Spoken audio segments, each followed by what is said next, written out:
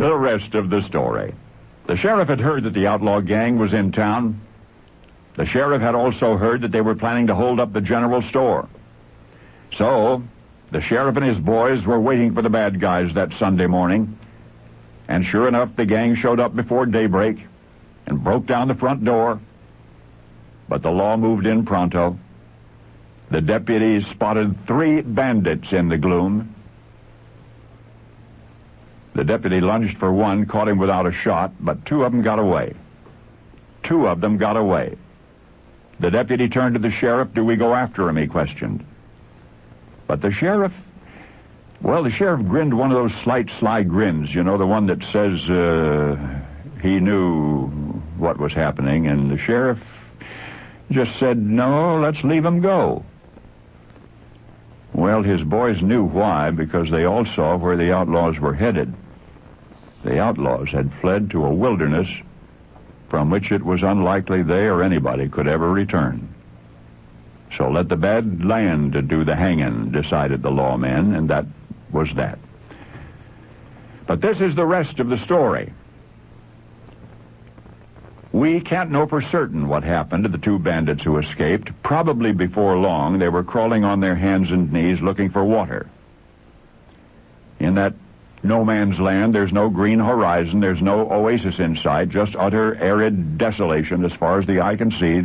The bad guys likely talked about turning back and facing the law. Anything would be better than dying out here of starvation and thirst. But then, I'll bet, when it was too late, I'll bet they looked back in the direction from which they'd come, and everything behind looked just like everything ahead. They were lost.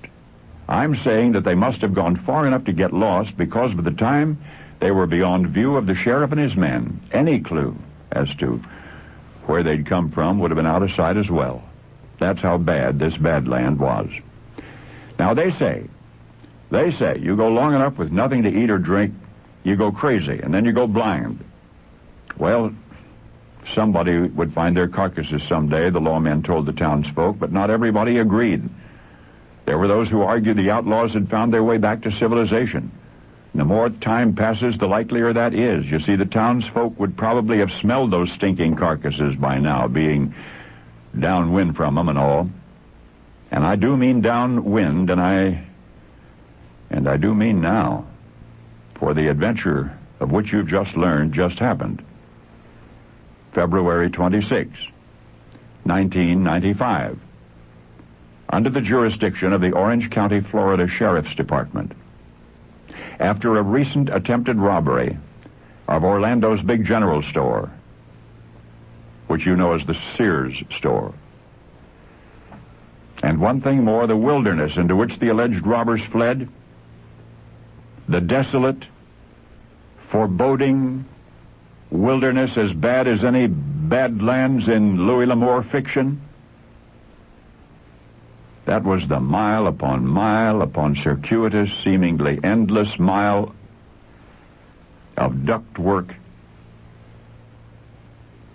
Those 2 men had disappeared forever into the Orlando Mall Sears air conditioning system. And now you know the rest of the story.